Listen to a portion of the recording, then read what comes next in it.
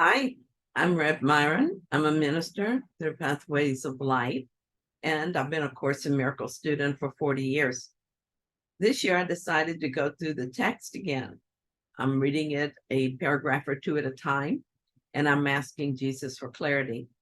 And that's what I'm sharing with you today. I write from that clarity, and we'll just see what we discover today.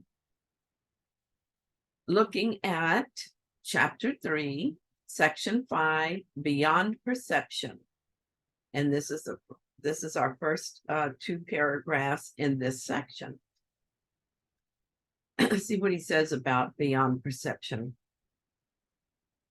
Paragraph 1. I have said that the abilities you possess are only shadows of your real strength, and that perception, which is inherently judgmental, was introduced only after the separation.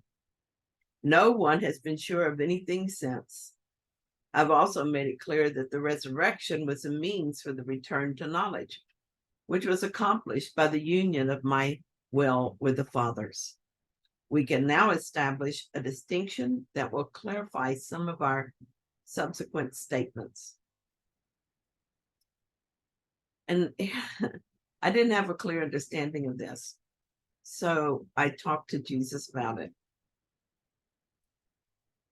I said, Jesus, you said in this paragraph that the return to knowledge was accomplished by the union of your will with the Father's will. Is there anything that you want me to know about this? And the reason I phrased it that way was because I wasn't even sure what I wanted to ask. But Jesus understood. He said, you're confused about what this can mean. You wonder if you have never accepted that your will is the Father's will because you don't feel anything momentous. This has been done, Myron. I have accepted the Father's will as our own. You do not need to do this. When I accomplished this union, it was done for all. Here is what you need to do. You need to allow your perceptions to be corrected to the degree that your mind can come into alignment with this holy union. I see. Thank you, brother. So paragraph 2 says, since the separation, the words create and make have become confused. When you make something, you do so out of the specific sense of lack or need. Anything made for a specific purpose has no true generalizability. I don't know if I'm saying that right. When you make something to fill a perceived lack, you are tacitly implying that you believe in separation. The ego has invented many ingenious thought systems for this purpose. None of them is creative. Inventiveness is wasted effort, even in its most ingenious form. The highly specific nature of invention is not worthy of the abstract creativity of God's creations.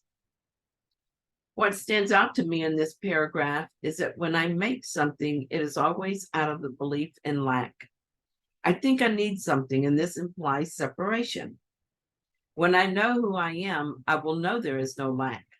There is nothing I could need because I have everything. I am everything.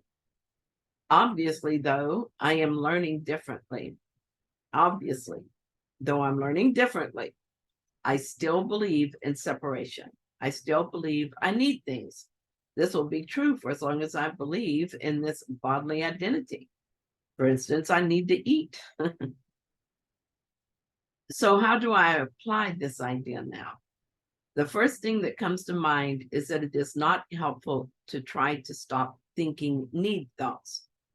I think I need a paycheck next week. I'm not going to try to suppress this thought. I cannot stop thinking I need a paycheck.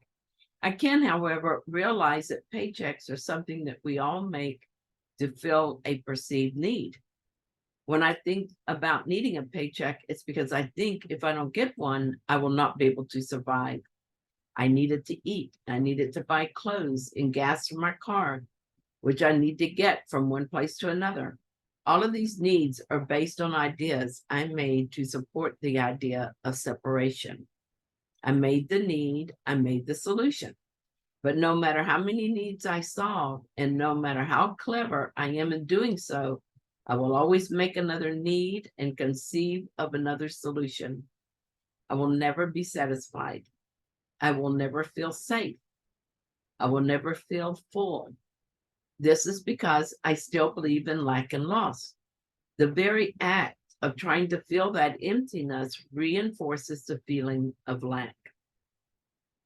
So here I am in this world I made for the purpose of fulfilling a need so great and so deep that I cannot allow my mind to remember the source of this need. I will not make this need go away by filling the hole with more things I made up for that purpose. I will not fill it by thinking of more ingenious thought systems. I will not stop the desire to do this by trying to control this impulse through a separate will, no matter how strong I've trained that will to be. I've learned to see this differently. Now, when I need new clothes, I buy new clothes, but I don't think they will make me happy or bring me peace. They're just clothes. Maybe they will be pretty or durable. Maybe they will fit well and serve the purpose of clothing the body, but I don't think of them as my salvation. I no longer go shopping to fill some other need, such as a need to fill my time or as a distraction from upsetting thoughts or circumstances. I don't buy clothes so that people think I'm special in some way.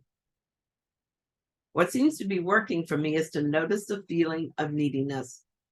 For example, yesterday I talked about getting home from the conference and how I was still on a spiritual high.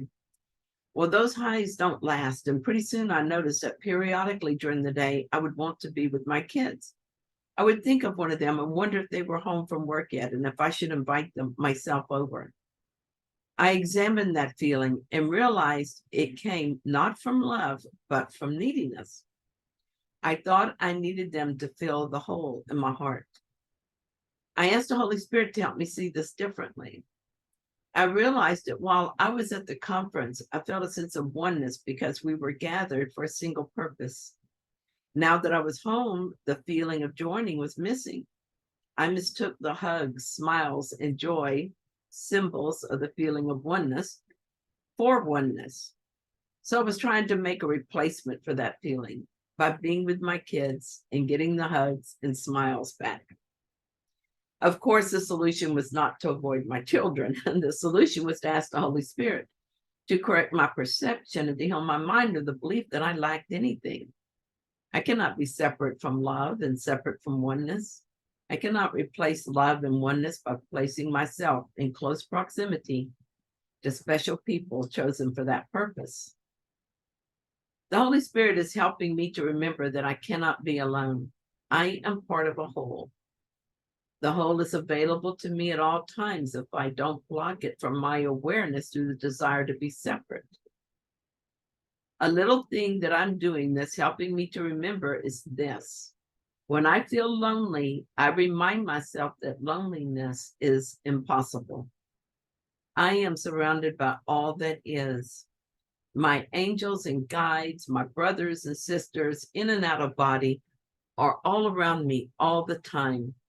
I don't remember how to feel them, but I want their presence known to me, and they can help me with that. They can make their love known to me. So far, what has happened is that when I ask for this reminder, I simply no longer feel lonely or alone. It's a subtle but sweet difference. Anytime I feel needy and have the desire to fill that need with anything other than God's love, I ask the Holy Spirit to heal my mind.